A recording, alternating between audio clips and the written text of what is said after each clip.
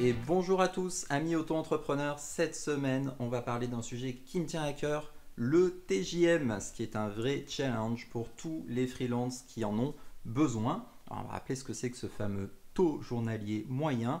Et puis, surtout, on va discuter de comment et quand l'augmenter.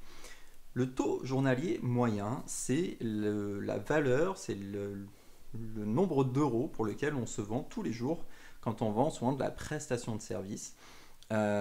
C'est-à-dire, notamment ça se fait beaucoup dans la tech, plutôt que de vendre un forfait en disant je vais faire tel projet pour vous, on va dire bah, moi je suis disponible et une journée pour avoir recours à mes compétences ça coûte tant d'euros, ça coûte je sais pas 400 euros.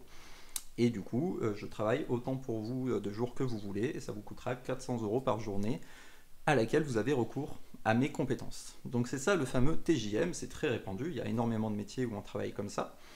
Mais la difficulté, du coup, quand on est côté freelance, bah, c'est de fixer ce fameux TJM. Parce que souvent, déjà, ça représente des sommes qui nous semblent assez énormes. Parce qu'on se dit, attends, si je me vends 500 euros au jour, ça fait 10 000 euros par mois.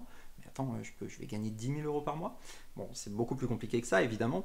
Parce qu'en derrière, on paye des charges, on paye des coûts fixes, on n'a pas droit au chômage, qu'est-ce qui se passe si jamais j'ai plus d'activité, etc. Donc en gros, comment on fait pour fixer son TJM? Bah, le premier point, c'est vraiment de connaître sa valeur sur le marché. C'est-à-dire que le bon prix, évidemment, c'est le prix que les clients sont prêts à payer. Et donc pour ça, bah, il faut avoir une idée des prix qui se pratiquent sur le marché. Donc demandez à d'autres freelances autour de vous, à aller voir sur les plateformes en ligne quelle est la valeur moyenne des gens qui se vendent sur des compétences égales. Et ça vous donnera une bonne idée de l'écosystème et de votre valeur au sein de cet écosystème. Il faut aussi évidemment prendre en compte le budget et les besoins du client. Bah oui, c'est sûr que si vous travaillez sur un gros groupe, ils auront très certainement des contraintes budgétaires moindres qu'une start-up, par exemple, qui n'a pas toujours énormément de visibilité sur ses potentiels de financement. Et puis donc il faut vraiment faire des recherches sur les freelances que vous connaissez autour de vous et n'hésitez pas à leur poser la question très directement, hein, quel est ton TJM? C'est pas du tout une question taboue, au contraire en général on est plutôt content d'en parler et d'expliquer comment est-ce qu'on se valorise. Un truc assez courant quand on veut fixer son TJM, c'est qu'en général, on va négocier à la baisse sur des missions longues, parce qu'évidemment, si on peut nous donner de la visibilité sur un an, 2 ans, bah, ça a aussi de la valeur. Et à l'inverse, donc si on nous prend sur des longues missions, on va accepter de descendre un petit peu son TJ. Et si on est vraiment sur des courtes missions, plus des missions d'expertise, ou si on peut nous dire, bah écoute, je te prends cette semaine et la semaine prochaine, je ne sais pas, bah, dans ce cas-là, en général, on va demander un taux supérieur, donc qui représente aussi le risque et le fait que bah voilà, si je dois m'engager avec quelqu'un pour un client pour 2 ans, c'est pas la même chose évidemment que si je dois chercher un nouveau client la semaine prochaine. Alors évidemment, la question après, c'est comment on fait pour augmenter ce TJM? Parce que bah, notamment si je pars avec quelqu'un très bien qui me donne de la visibilité sur 2 ans, est-ce que du coup ça veut dire que ça bloque mon TJM pendant 2 ans? Non, pas forcément. Une très bonne façon de toute façon d'augmenter votre TJM dans tous les cas, c'est évidemment d'affiner votre expertise. Ça c'est toujours vrai quand vous êtes en freelance. Il faut faire des formations, il faut faire des conférences, il faut vous renseigner, il faut progresser, il faut être une pointure dans ce que vous proposez. Et un truc qui se fait de façon classique aussi, c'est à chaque renouvellement de mission. Puisque même si on vous donne de la visibilité en général, par exemple pour 2 ans chez un client, en général, les missions, c'est plutôt des 3 mois ou 6 mois renouvelables. Et donc, à chaque opportunité justement de renouvellement, bah, c'est une nouvelle opportunité de renégocier un TJM en disant bah, ok, moi je veux bien rester 6 mois de plus, mais du coup, ce sera 10 euros de plus par jour, 20 euros de plus par jour, peu importe. Également, évidemment, si le périmètre évolue, si on arrive en vous disant, bah voilà, il faut faire ça, puis finalement, au bout de 6 mois, on vous demande de gérer une équipe, bon, bah, on n'est plus forcément en train de parler de la même chose. Il est tout à fait légitime de renégocier son TJM à ce moment-là.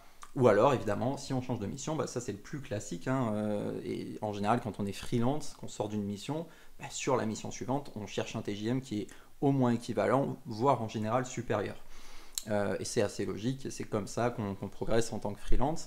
Après, évidemment, encore une fois, il faut que ce soit cohérent aussi avec l'expertise qu'on est capable d'amener pour trouver des clients qui vont bien vouloir payer ce prix-là.